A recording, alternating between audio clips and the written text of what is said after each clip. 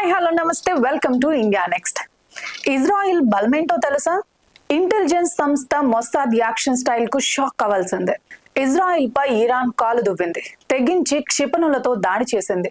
అసలు ఇప్పుడు ఏం జరగబోతుంది? ప్రపంచ వ్యాప్తంగా ఒకటే చర్చ. ఈ పరిణామాలు మూడవ ప్రపంచ యుద్ధానికి దారితీస్తాయా?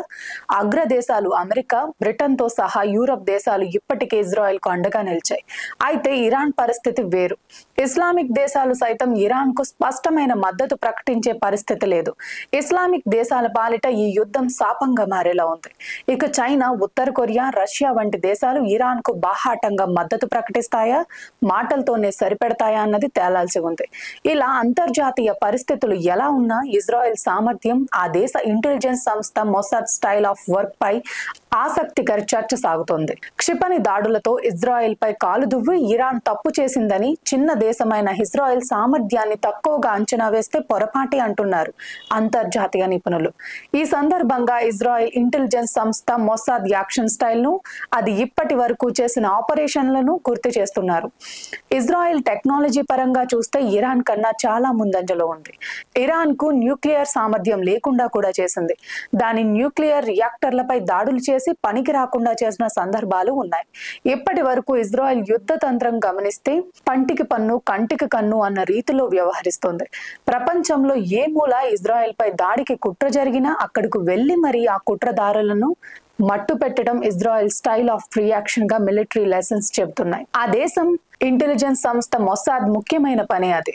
హమాస్ చీఫ్ ఇస్మాయిల్ హనియాను, హెజ్బుల్లా మిలిటరీ కమాండర్ ఫాజ్ షుక్రులను ఇదే స్టైల్లో మట్టుపెట్టింది. ఇంతకు ముందు పాకిస్తాన్ న్యూక్లియర్ బాంబు తయారీ వార్త తెలియగానే మొసాద్ పాక్ పై దాడులకు సన్నాహాలు చేసింది. పాకిస్తాన్ న్యూక్లియర్ బాంబు తయారు చేస్తే అది ఇస్లామిక్ దేశాలకు ఆ పరిజ్ఞానం అందిస్తున్న భయం ఇజ్రాయెల్ది.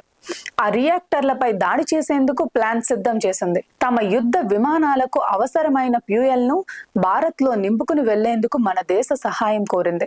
అయితే అప్పటి అంతర్జాతీయ పరిస్థితులను దృష్టిలో ఉంచుకొని మన ప్రభుత్వ పెద్దలు అందుకు సాయం అందించలేదు. లేకపోతే అప్పుడు పాక్ రియాక్టర్లు నేలమట్టమయ్యేవి. ఇలా తన దేశానికి ముప్పు ఎక్కడ ఉన్నా వారికన్నా ముందే ఎదురు దాడి చేసి ఆ దేశ మిలిటరీని న్యూట్రలైజ్ చేయటం ఇజ్రాయెల్ డిఫెన్స్ స్ట్రాటజీ. ఇలాంటి మిలిటరీ పవర్ ఉన్న ఇజ్రాయెల్ పై ఇరాన్, హమాస్, లెబనాన్ లోని హెజ్బుల్లా, యెమెన్ లోని హౌతీ తీవ్రవాదులతో కలిసి దాడులు చేస్తే పరిణామాలు ఎలా ఉంటాయన్న ఆందోళన ఇప్పుడు ప్రపంచ వ్యాప్తంగా వ్యక్తమవుతుంది. గత ఏడాది ఇజ్రాయెల్ పై హమాస్ దాడి తరువాత విరుచుకుపడిన ఇజ్రాయెల్ ఇప్పటికీ పలస్తీనీయులకు కంటి మీద కునుకు లేకుండా చేస్తోంది. పలస్తీనాపై చేస్తున్న యుద్ధంపై వేలాది మంది పలస్తీనా పౌరులు చనిపోయారు. హమాస్ కమాండర్లు, హమాస్ ఫైటర్లు చనిపోయారు. పలస్తీనాలోని ఇళ్లు నేలమట్టమయ్యాయి. అత్యంత దుర్భర పరిస్థితుల్లోకి పలస్తీనీయులు నెట్టబడ్డారు. ఇప్పటికీ ఆ యుద్ధం ఆపేది లేదని ఇజ్రాయెల్ తేల్చి చెప్పింది. అలాంటిది ఇప్పుడు ఇరాన్ పరిస్థితి ఏంటి? ఇజ్రాయెల్ దాటిని ఇరాన్ ఎలా ఎదుర్కొంటుందన్న ప్రశ్నలు తలెత్తుతున్నాయి.